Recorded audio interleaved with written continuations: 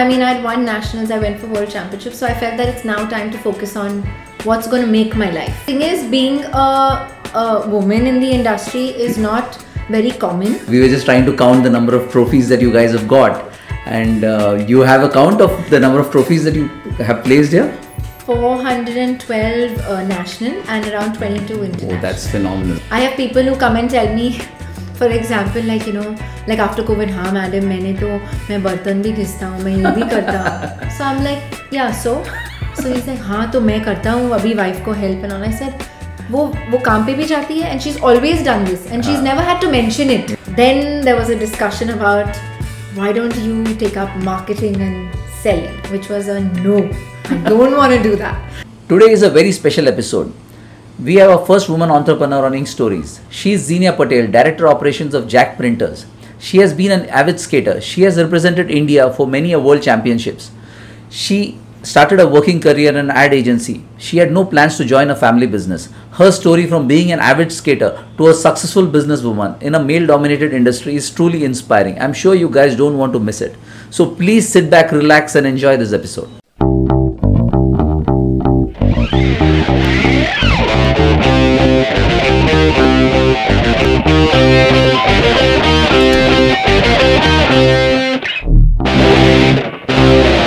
Hi Zeenia, welcome to Ink Stories. Hi Suji, thank you for having me. I mean, it's been a pleasure to have you, and you agreed to do this for us. I must tell you, you are the first woman entrepreneur who agreed to be a part of Ink Stories, so it makes it all the more important. This place looks phenomenal. I mean, with so many awards right here. So I think we were just trying to count the number of trophies that you guys have got, and you have a count of the number of trophies that you have placed here? 412 national and around 22 international. Oh, that's phenomenal. On that note, still counting. Still counting.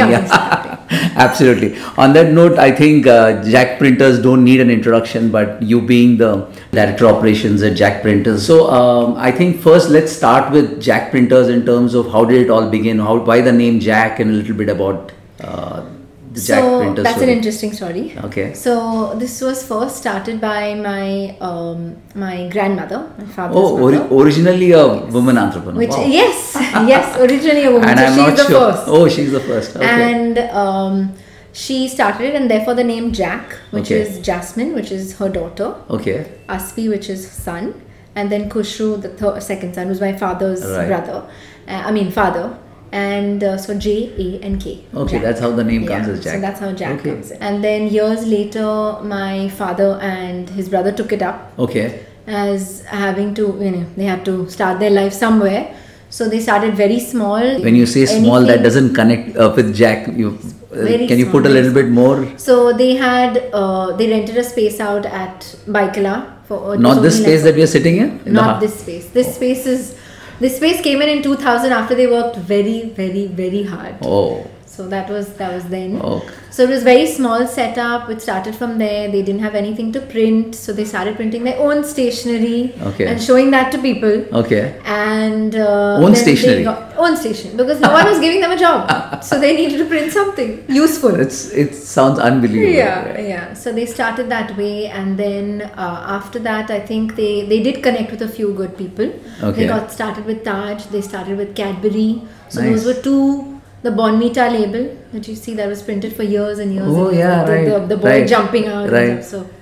So that used to be printed, and then a lot of jobs for Taj. Okay. So I think those two companies handheld, and then I guess we've never looked back. And now we're here.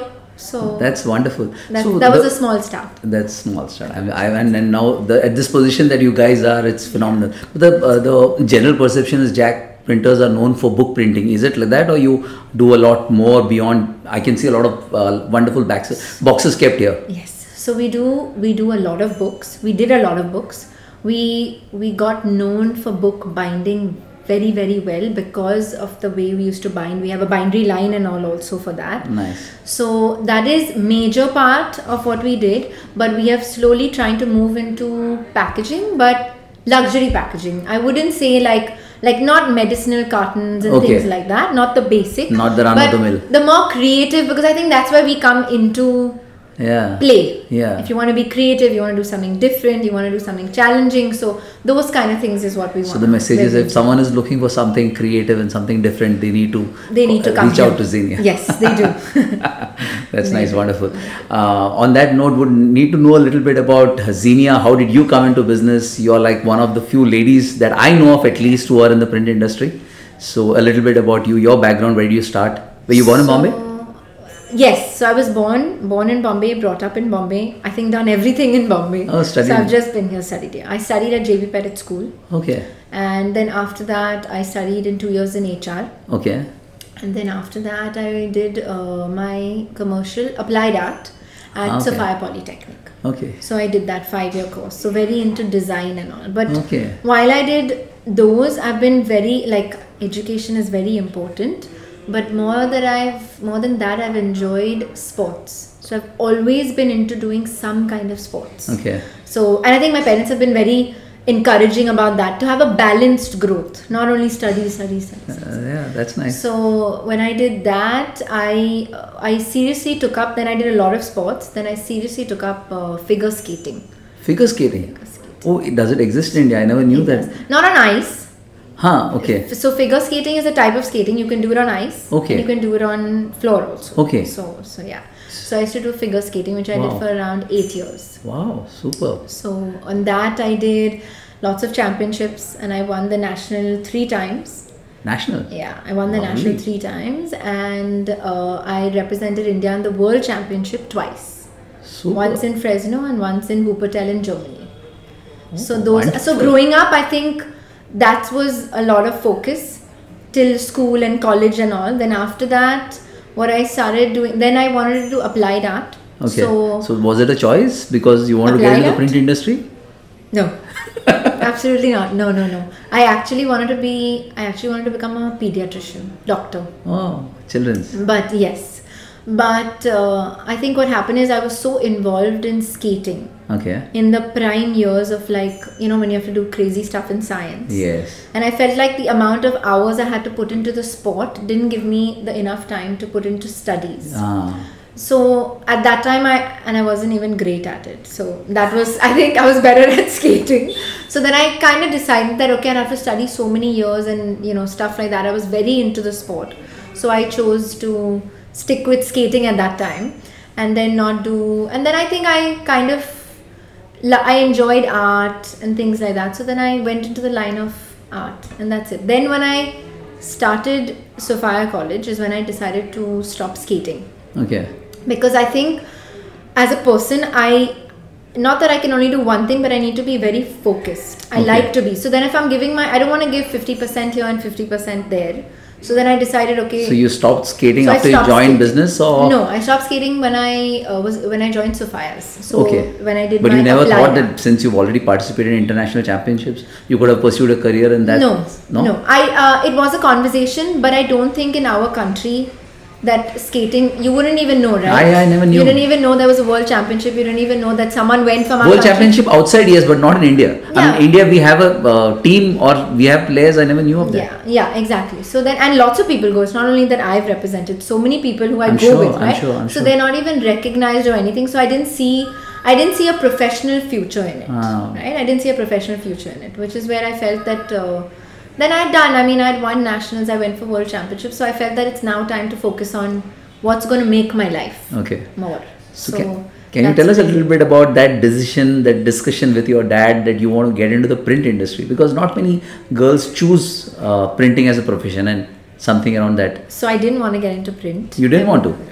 No. I wanted to. You seem to be like a pro. Just before we started this, the way you were talking to your staff, I was like, oh, this.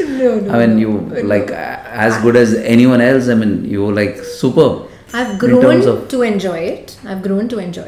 It wasn't my decision to first start. I wanted to do, so after I did applied art, I wanted to work in advertising, which was not my cup of tea. After I worked in Newburnett, and then you were in advertising. Yeah. Very short time. That was because of the design background, or because of you were training yourself to come here? No, design background. I didn't want to come here. Okay. The doors were always open for me, I know, but I was like, no, thank you. So then I worked in the advertising, and then I didn't enjoy it. And at the same time, in JAK Printers, they started the studio.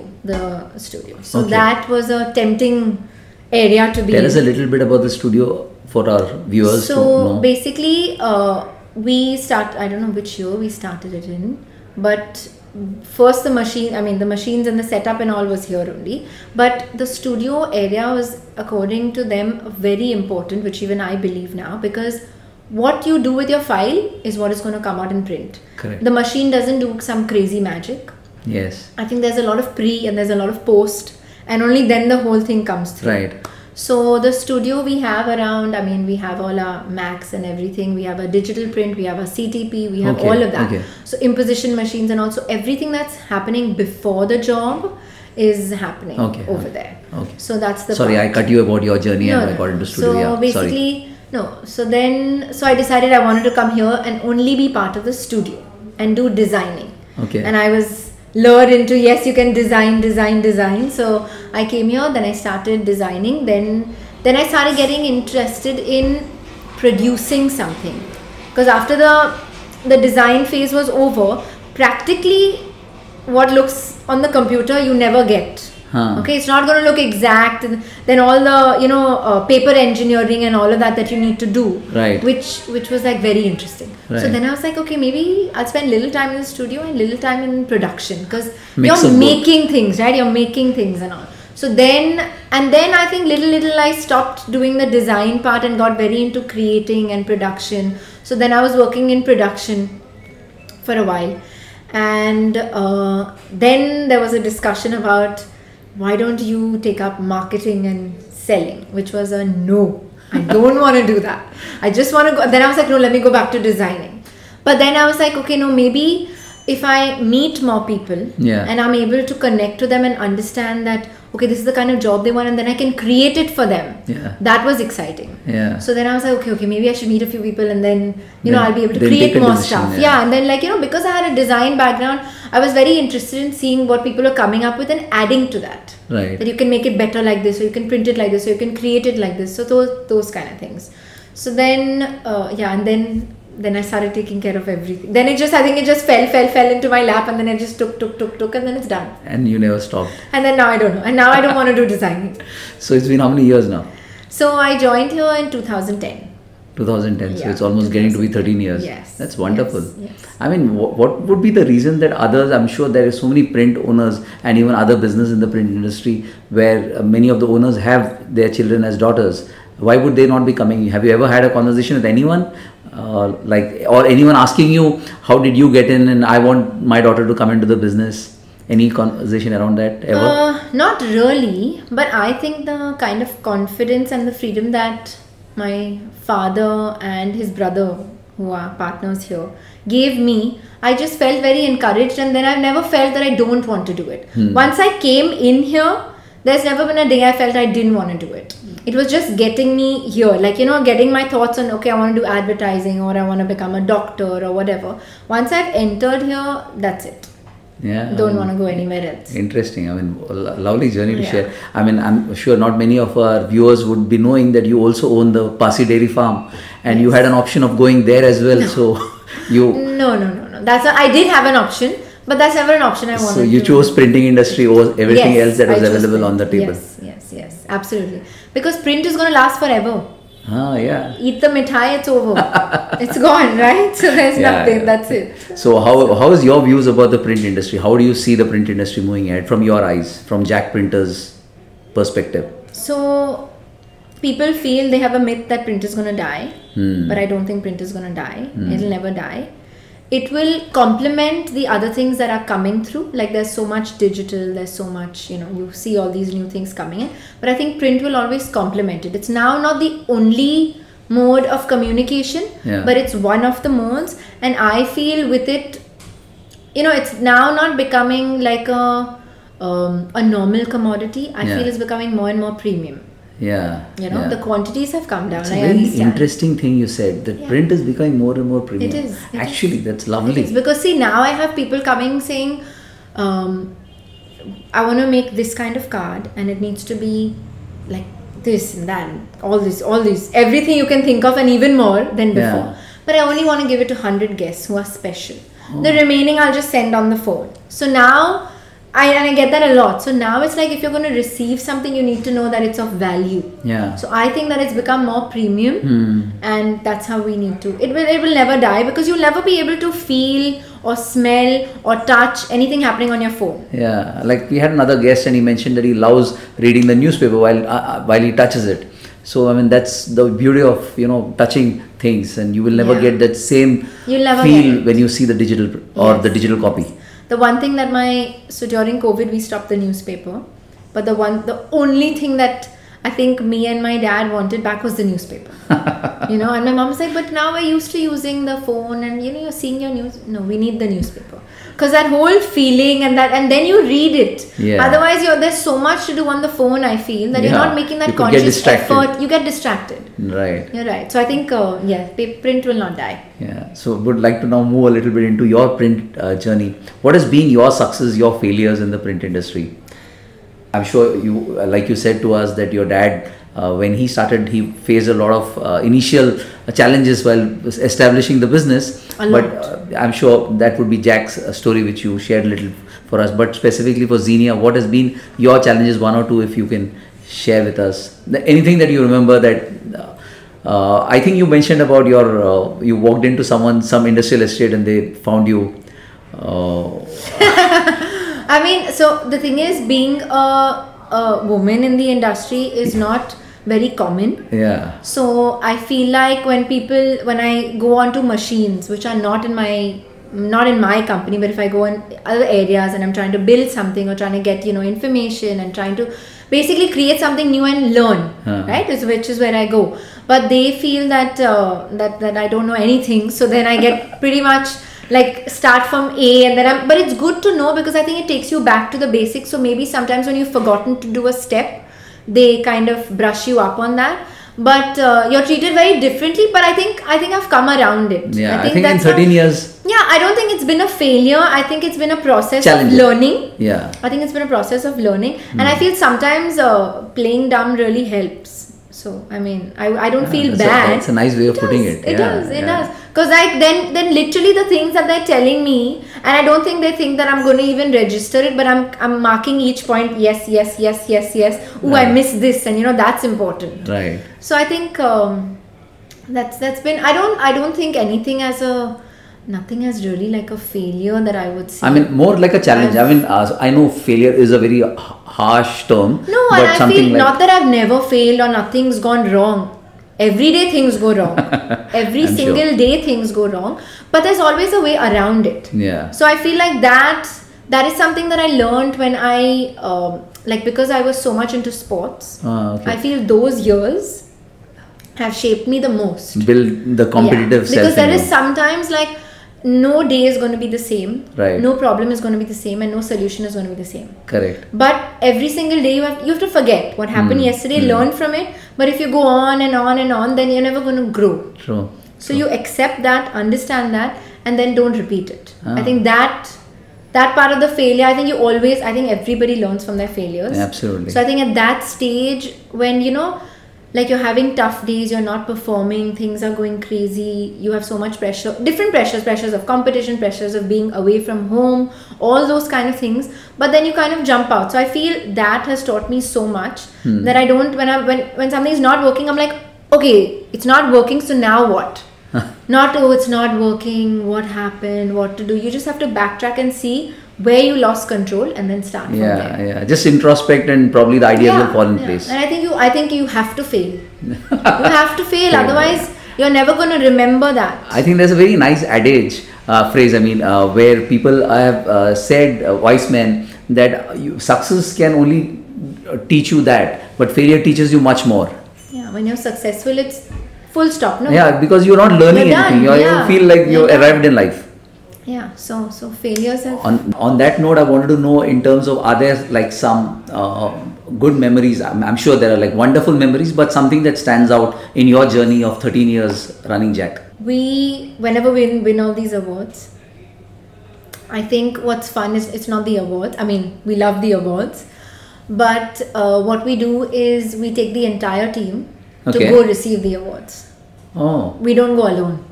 It's Okay. not my dad, me, or my uncle going alone. Okay. Because what all these awards is not only because of 3 of us or 1 person or 2 people in the company. Right. It's because of everybody. The team effort.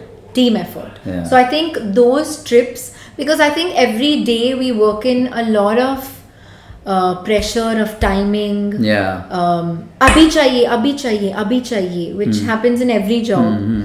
And because we do creative jobs, because we don't want to compromise on certain things and say chhap do, right? Like you said, number kitna aega, chhap do. Correct. We don't do that. So we spend so much time, and there's a lot of positive debate that goes on about, no, I will not let this happen, or yes, this can happen, you cannot push the line more, you cannot punch this like this, all those kind of things. So there's a lot of high pressure tension that goes on every day, Right. you know. But I feel when we go for these award ceremonies together, and it's not in Bombay, it's like in Delhi, and we've gone to other 2-3 places where I feel over there everyone is just having fun with each other with no pressure. Yeah. No pressure, no stress. You feel so happy that we've all worked for this and we've come Right, to collect. So right. the awards night is a very fun night. Right. Everyone's very proud, everyone's very charged. But even before that, after that, then we do, like, you know, we'll always do something in the city, and also I feel those moments, Yeah. it's connected with my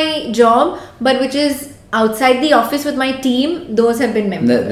It stands out in That's your- connecting, right? Because ultimately it's people connecting on a different level. Every day we're talking paper aaya kya, ink aaya kya, punch hua kya, those things, right?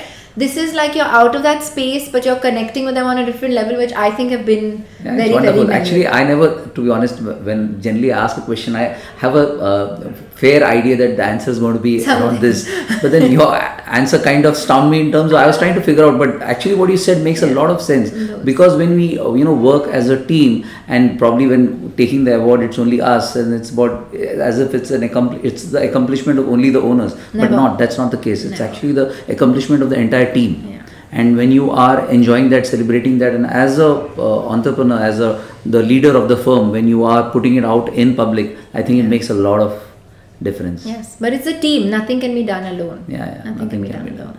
So, like when you're working, I'm sure you face a lot of challenges day to day. Paper nahi aaya, ye nahi aaya, wo nahi aaya. Yes. The work is not happening. So, whom do you generally reach out to? I'm sure dad is there, but do you have you have built a support system around you? I mean, my entire team. So we have someone who gets in the paper. We have someone who gets, like, you know, they are there to do their job of whatever they've been assigned to. So I guess I'll just contact that person and do it. But there's no one else I can go to it. I'm that person who it comes to kuch nahi hua to, because that's what happens. So right? you are the leader. Everyone comes to you. But have you built a support system outside of work? No, so my support system is my dad and my uncle, who are always there supporting me 100% of the time. Sometimes, even though I don't want a solution, and I know they may not give me the solution, I want to go and tell them what the problem is, because it's out of me, and then I can kind of, think about it and sort it out. I'll go and tell them this happened. I don't know. It's okay. I'll handle it, but I'm just telling you. Because I feel like that just takes away the little part of stress that I think that they know.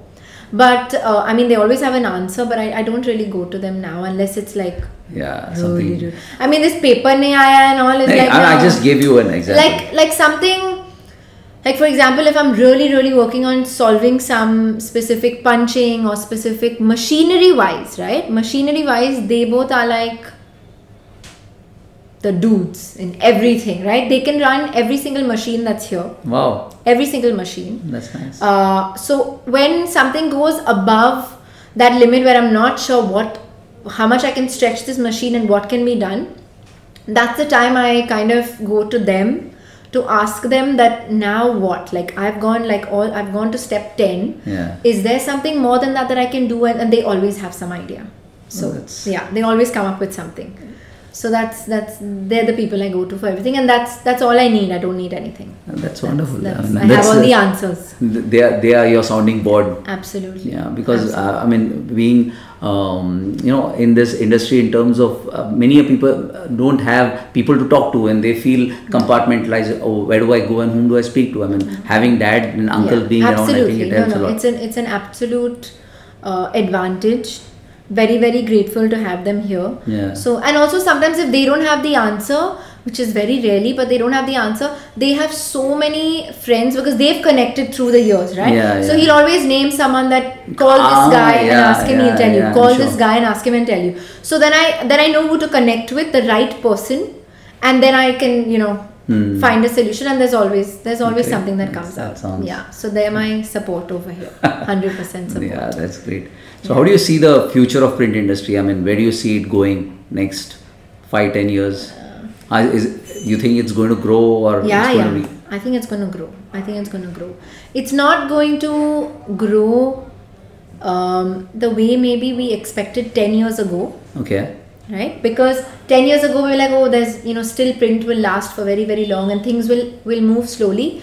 The truth is that COVID did hit it hard, because what I think was going to happen in 10 to 12 years, where people would, you know, not make brochures and do happened suddenly with COVID. It really, and now people don't feel the need. Okay, Abhi, like last year, I sent it online, it's okay. But I feel it is coming back, because like I said, people feel that no, if I want to be premium and I want to show that I can do something more than the other guy, I need to hand the book to him. Very good message actually for all the printers and people in the print industry. But I believe in that's terms happening. Of that physical thing has to be given, and that's going to be your differentiator. Like I said, maybe the numbers have reduced. The numbers have surely reduced, right? But then your price per product, per piece goes up. Yeah. So I think basically, if like earlier you had like your 20 loyal customers and you could do like just work. Now you need, instead of those 20, you need 40. And then you build on that. Your base needs to be larger because the quantities have become lesser. But people are going to still print, and I feel like today, the reason I'm feeling I want to move towards a little more of packaging also is because anything you buy today, I feel the product is cheaper than the packaging. It's just like you're opening and there's this packaging, and then there's tissue paper, and then there's ribbon, and then there's, you know, like there's so much happening. So I feel that is something to absolutely tap into. And we have our printing machines, we have our punching machines, we can do all of that in-house. So it doesn't matter if I'm printing a book or I'm printing a box or I'm printing a brochure. I'm printing and I'm creating. I'm a premium solution provider. That's the thing. And I feel like creative problem solving is a game changer. Absolutely. I think in any industry, and more so in the print industry. Absolutely. Because I feel that your machines can do things, and that same thing everyone can do. Everyone has a machine. Someone can buy the same machine as me and do something, right? But solving a problem creatively and making it, adding value to that is what is JAK. Yeah. So that's the difference that people come here for. That is what I would want them to come for. Absolutely. Yeah. And what are the myths that you feel printing industry has from your perspective in 13 years? What have you seen? Generally, people have a perception that print industry it's a very easy business, a very difficult business, something of that sort. No, I think the myth that I feel is that people, when I say, oh, printing, but now you must not be doing printing is going to shut down. You're thinking of doing something else. I'm like, it's not going to shut down. That is the basic, even general myth I feel that people have, that print. Then when people see the kind of work we're doing, they're like, oh wow, you're doing this kind of stuff. Actually, people don't realize that they have print everywhere. That from the time they wake up till the time they go to sleep, print is everywhere. You just can't do away with print. So print is something where, like, I feel books. Books. When you want to give someone who has everything in this world, for example, if you need to give Mr. Ambani something, what are you going to give him? You're going to give him a pen, Mont Blanc pen, you're going to give him a car. Even if you give him a car, he has 1 million of those. But you can give him a book. Right? About something that he likes, something that he's fond of reading. True. That he can never have enough of. True. So I feel like that way print is just never going to die. That's the myth I feel that people have. That's beautiful. I mean, the way you put it's really nice. I mean, I'm sure it will give a lot of insights to many guys in the industry, even paper suppliers. Like we are on the vendor side in terms of supplying specialty papers. So many people come and ask me the same thing. Do you still have business? Do you still supply? So yeah, actually, even I have come across this many a times where people doubt that this industry would continue. I think it will. Like I said, it may get smaller, but it's or like applications might emerge, new applications. People are still buying televisions, no? Right. Phone pay, you can see everything. Right. You can watch your things, you can do everything. So everyone felt, oh my god, when the phone has come now, even I felt now, I don't need a TV in my room. I'll just watch it here. But then you're holding that phone and you're putting it here, even iPad here, there, people are still buying televisions. Right. So I think it just moves that way. Absolutely. I think it's just it's a form change. Yeah. But you're still gonna print. I agree. Yeah. And what's the legacy that you would be wanting JAK Printers and Zeenia to be remembered as? I'm sure you've got a very strong legacy, but 25 years hence. So I would say making a difference, whether it's in a project or a person's life, I think that's very important. So like a lot of, I think most of, I would say my dad and my uncle's customers are their friends. They're not their customers anymore. Today they're their friends. They're more friends. They're more friends. Because yes, you build things, yes, you need to make money, all that is happening, and they've done all that together. Yeah. Right? And they've grown. But I think what they've actually achieved is friends and making a difference to someone's life. So I think that is what I think JAK should be remembered for. Wonderful. And any message for our viewers? You are special guest as always, as I told you, and being a woman, I'm re-emphasizing that again and again, because I feel we need a lot of women entrepreneurs in the industry, and I think this video probably is going to be listened to by a lot of women. So some message for them. So on that note, when you're saying women, I think what's a very good point is that I feel women, because not to take anything away from men, but I think women can balance a lot of things together because of the way we do things at home, things in the office. There's a lot of balance. Sure. I have people who come and tell me, for example, like like after COVID, हाँ madam मैं बर्तन भी घिसता हूँ, मैं ये भी करता हूँ. So I'm like, yeah, so he's like, हाँ तो मैं करता हूँ अभी wife को help and all. I said, वो काम पे भी जाती है and she's always done this and she's never had to mention it. Yeah. Right? That's been a part. It's been a part of her growth, but you feel it's such a big deal that today you went home and you bartan, but everyone is doing, all the women are doing that. They're balancing their house, they're balancing their children, they're balancing that life, and they're making sure they're working. Yeah. So I feel that balance is, so I think women can, again I'm saying, I don't think it's men can't do something, but I feel that the way we can balance and juggle a lot of things is something really nice, and I think women should be more part. I also feel women have more of a emotional side to them, which I feel helps when you're working. Yeah, I think they'll help a lot in terms of handling employees. It's business all about handling people. Absolutely, because I feel it's not only about, like you said, paper आया, print हुआ, job गया. There's so many things. Maybe someone's had a bad day today, and that's why he didn't print it well, or there was something he was thinking they about. Didn't perform as much as so expected. I feel like as a woman, I feel sometimes even after I shout at someone, I sometimes think again that was it that maybe that something was wrong today with him, and maybe I shouldn't have said that. So I feel that emotional connect is always there, which is I guess men also have, but I think women have it more. Much more. So I feel there's a lot of balance, and I feel that women should be working, should be doing things. It's also good for, I think it's also good for their family. Yeah, and because for the country. For the country. And I feel because, even that time apart from home and from children is needed. Yeah. Right? Because you're learning things out, you're being challenged, you're being defeated. Yeah. So you come back home, there's, I think it just helps. I think being a woman helps. Absolutely on that, because my mom was working, and I think it made a lot of difference in our lives. I think the children also grow up to be strong individuals when they see their mother working, and they respect women in a different way. Full time, if you're with your child also, you're not letting them grow. True. You're not letting them grow. So I think being a woman and leading is nice. I think we can do well. Nice. Yes. Great. Yeah. So we are towards the end of our conversation. I have just 2 more questions. Like we've wanted to have you on our podcast. Thanks for coming. It is really wonderful. Like that, do you have anyone else in your mind that you would want to know their story? How did they start?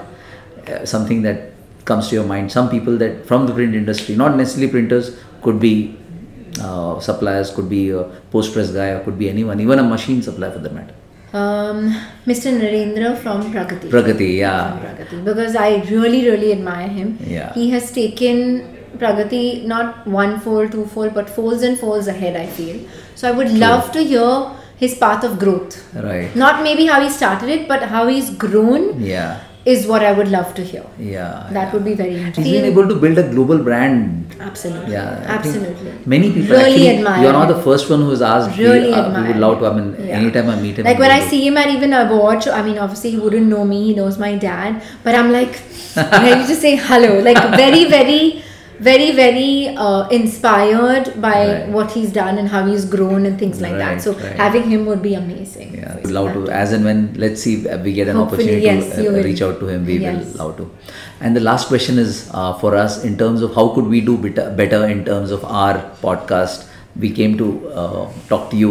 What any first impressions or something you could suggest to us? So like I doing said, better? first when I received your message, I was like, oh no, I can't do this. But then I felt that it's so important that you've reached out to me.